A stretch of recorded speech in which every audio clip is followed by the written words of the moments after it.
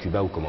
Donc c'est juste qu'à l'époque, l'équipement était réputé comme étant Un pays fort. Ouais, un pays fort et puis des mercenaires. Alors quand on est un peu turbulent, directement les noms vous rattachent à ça, donc c'est un peu ça. D'accord. Alors vous êtes le concepteur d'un projet que j'ai présenté très brièvement. On va le découvrir ensemble avec les téléspectateurs. Il s'agit d'un système d'automatisation de l'éclairage public, justement. Alors dites-nous un peu comment ce projet, comment on peut comprendre ce projet. Ouais, il s'agit bel et bien d'un projet innovant pour l'éclairage public qui généralement, comme nous le savons, quand on veut faire la pratique partout au monde, on se sert de certains engins tels que la grille, les nacelles, pour que l'opérateur qui veut faire l'entretien, ou soit qui veut changer la lampe, puisse accéder, arriver jusqu'au niveau du réverbère. D'accord. Donc le réverbère, c'est la lampe en réalité. Le réverbère, c'est la lampe. Il y a le poteau et puis il y a le réverbère. Oui, il y a le poteau, il y a le réverbère, la partie éclairante, si je peux dire. C'est ça qu'on appelle réverbère. Réverbère. Donc, y compris, il y a la crosse et tout ça. Alors, l'opérateur arrive là-bas, il va juste changer la lampe s'il doit changer, et s'il doit nettoyer aussi, il nettoie. Alors, avec ces projets innovants, c'est l'inverse qui se réalise.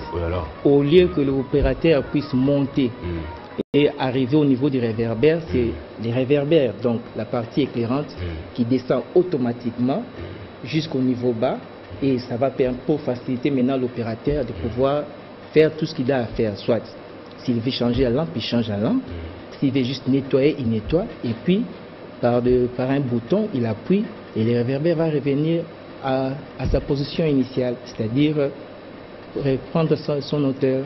Donc l'opérateur n'a plus à faire de mouvement de cascade, l'opérateur n'a plus à faire monter le poteau de cascade, et pour atteindre le réverbère et changer. Exactement.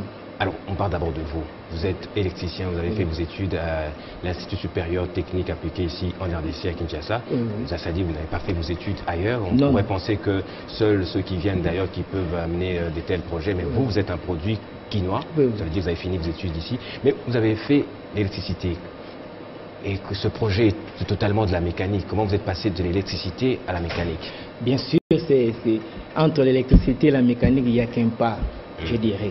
Et ce n'est pas seulement la mécanique, mais quand on observe, on voit directement l'élément électrique, c'est-à-dire la lampe doit éclairer.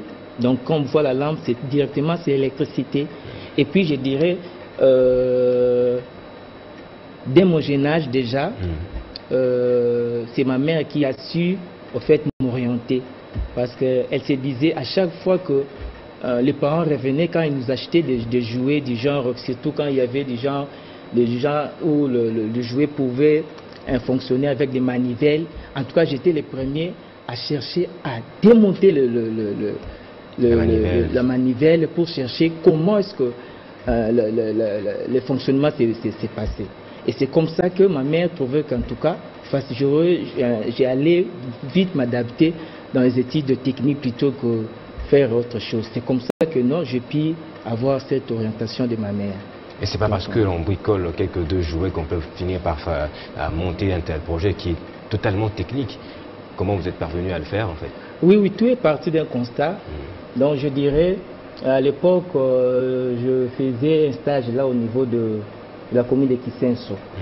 Alors il est arrivé que à chaque fois qu'on voulait, les techniciens voulaient changer une lampe, le problème qui s'est posé était que, je dirais Kisenso ils avaient vraiment des toilettes de fortune vraiment. Donc ça ne permettait pas à l'opérateur qui voulait changer la lampe de pouvoir le faire aisément. C'est-à-dire on devait alerter tous ceux qui étaient aux alentours, c'est-à-dire qui voulaient prendre l'air douche, on devait leur demander de ne pas entrer dans les douches parce qu'il y a quelqu'un, il y a un technicien qui devait monter pour faire l'entretien. C'est pour éviter qu'ils puissent voir, comme on dit d'habitude, c'est un lieu d'aisance. Alors, une autre personne en train de changer et puis en même temps observer. Alors, tout est parti de ce constat. Je m'étais dit, mais pourquoi ne pas penser autrement? Au lieu de procéder toujours de la même façon, pourquoi pas faire l'inverse? Au lieu que l'opérateur puisse effectuer ces mouvements, il faudrait que l'inverse soit fait. Et c'est comme ça que c'est comme ça que j'ai commencé maintenant à cogiter, à voir, à réfléchir comment y parvenir pour que... On va nous projeter un peu les images de ce projet, comment ça se réalise. En attendant, nous, on peut continuer à discuter. Donc, vous voulez que maintenant, ce soit le réverbère qui vient vers l'opérateur. Que les réverbères viennent vers l'opérateur. Voilà. Et c'est comme ça que, petit à petit, j'ai commencé à travailler, à réfléchir, à proposer des solutions. Et ça, je dirais, c'est la version finale. Parce que tout n'était pas directement, c'est pas venu de manière... on peut le mettre la vidéo pendant que l'on parle, on peut le mettre la vidéo. Voilà. C'est pas venu par infusion comme ça.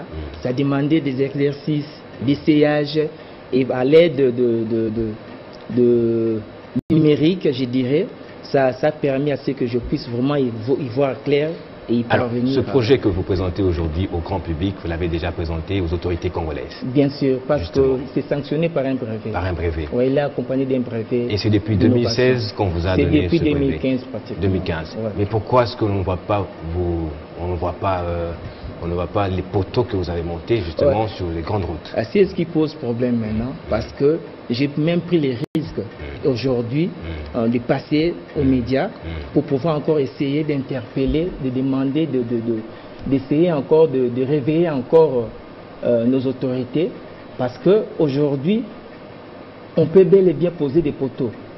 Mais il ne s'agit pas seulement de poser des poteaux, mais le plus important, c'est l'après. C'est-à-dire, après avoir posé les poteaux, après avoir installé les poteaux, mais il faudrait qu'il y ait maintenant des entretiens de manière permanente. À quoi ça nous servirait de poser des poteaux aujourd'hui et puis par après, y revenir encore 2, 3 mois, 6 mois, une lampe qui ne donne pas. Et pour changer, il faut vraiment tout un processus. C'est-à-dire. Donc là, on voit le réverbère qui descend. Là, on voit les réverbères qui descendent jusqu'en bas.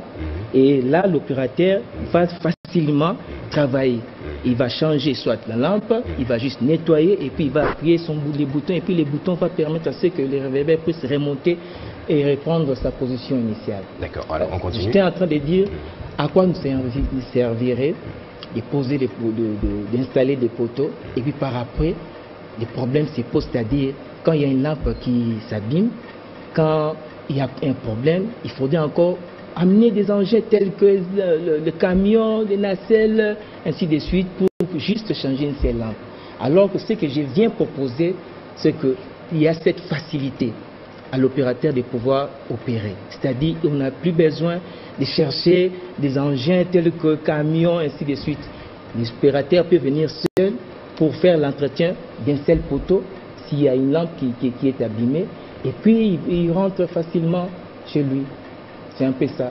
Okay. Donc je me dis, les problèmes, c'est pas seulement d'avoir des poteaux pour nous éclairer, mais c'est l'après. C'est-à-dire, il faut que l'entretien soit permanent. Je reviens sur le brevet. On va nous montrer l'image de ce brevet. Vous l'avez présenté à l'époque, c'était le ministre Germain Kambinga qui a signé au bas du brevet, justement. C'est-à-dire que l'État congolais est au courant de ce projet. C'est-à-dire que l'État... Alors, je repose ma question. Pourquoi est-ce que le projet n'a pas été retenu? Pourquoi on ne le met pas en place? Vous savez, M. Gaëtan, on est dans un pays où on a du mal, où les idées ne s'achètent pas, ne se vendent pas. Pas encore, je dirais. En fait, on ne sait pas encore ce qui vaut une idée, on ne sait pas encore ce qui vaut un projet comme tel, en fait. C'est ainsi que je me dis, parce qu'à chaque fois on a tenté d'aller voir certaines autorités de notre pays, tout le monde apprécie.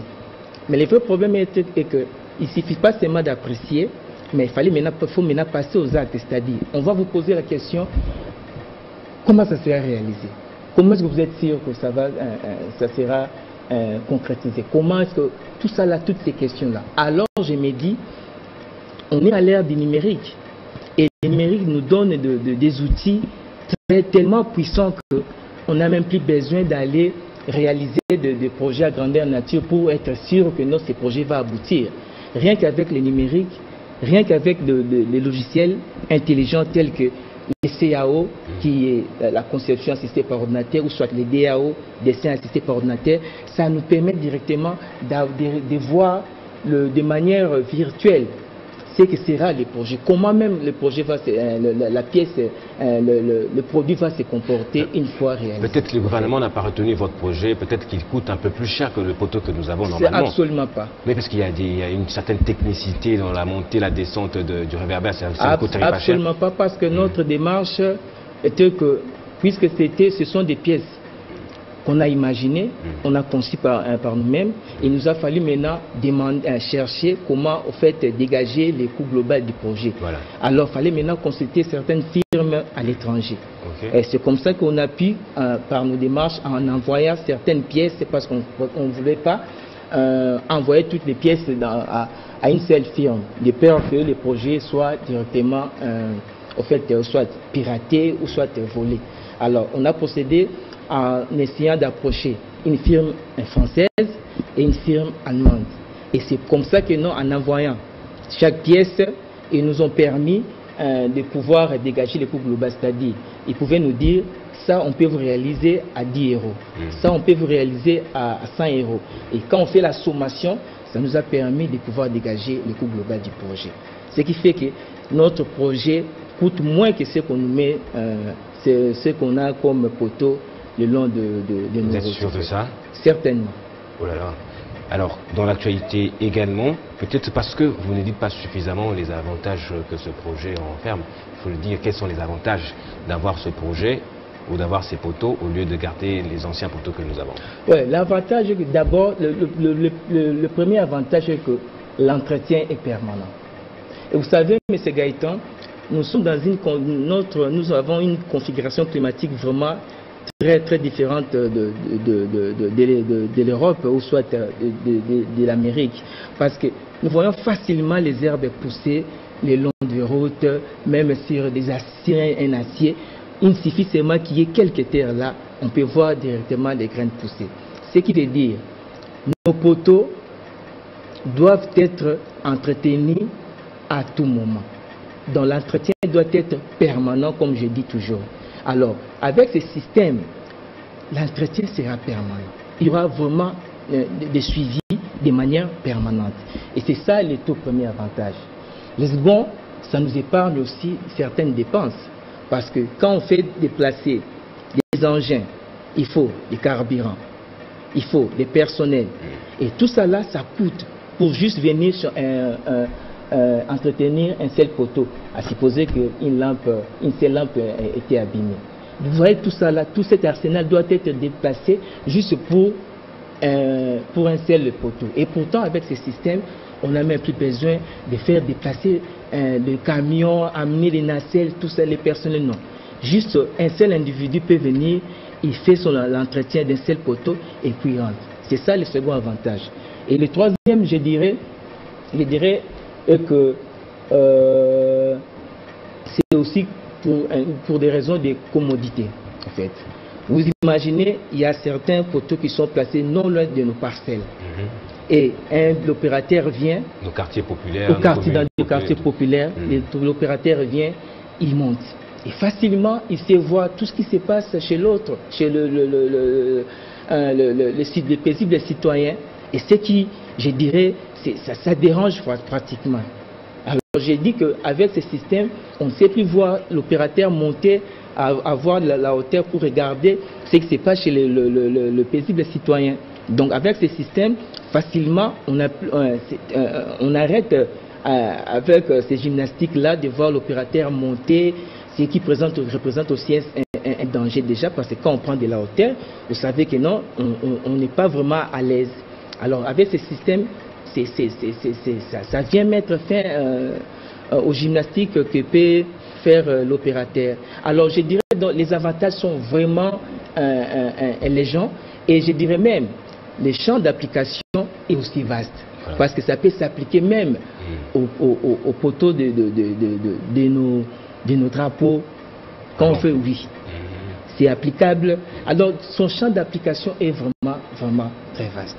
Ici, j'ai juste donné quelques avantages, mais en tout cas, je dirais que les avantages sont vraiment légers.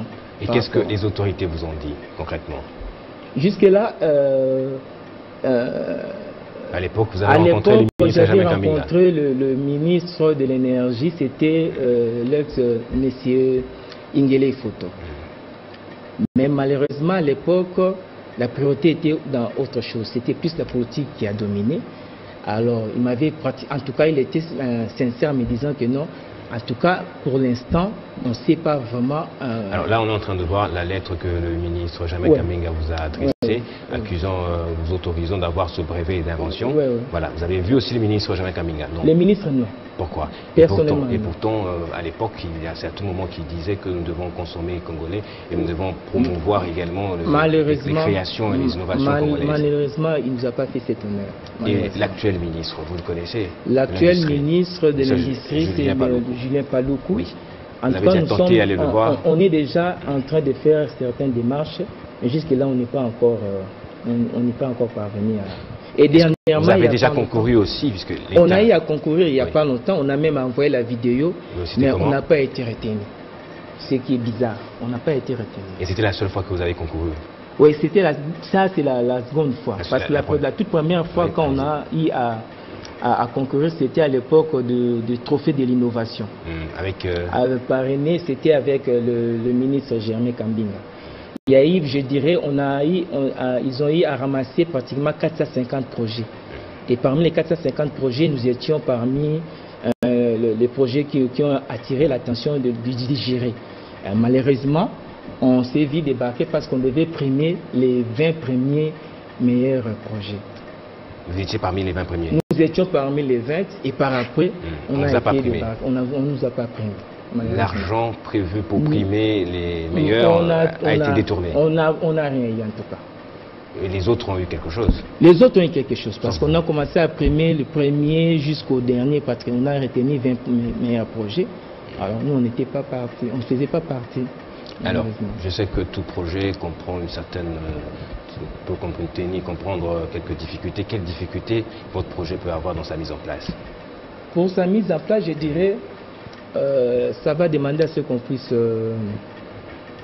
effectuer un déplacement pour pouvoir en fait communiquer les dimensionnements, orienter, parce que ça doit directement changer aussi le procédé de fabrication de ces firmes-là, parce que qui sont habitués à faire généralement un travail de routine déjà, parce que quand vous amenez, ils ont déjà l'air moule. Et vous allez, en venant, proposer un autre type de poteau, ils seront obligés d'adapter ça. Et c'est ce qui va aussi compliquer, mais comme ils sont appelés ils sont professionnels, ils savent comment travailler pour que le projet puisse y aboutir. Et le second, c'est que je travaille avec des logiciels intelligents.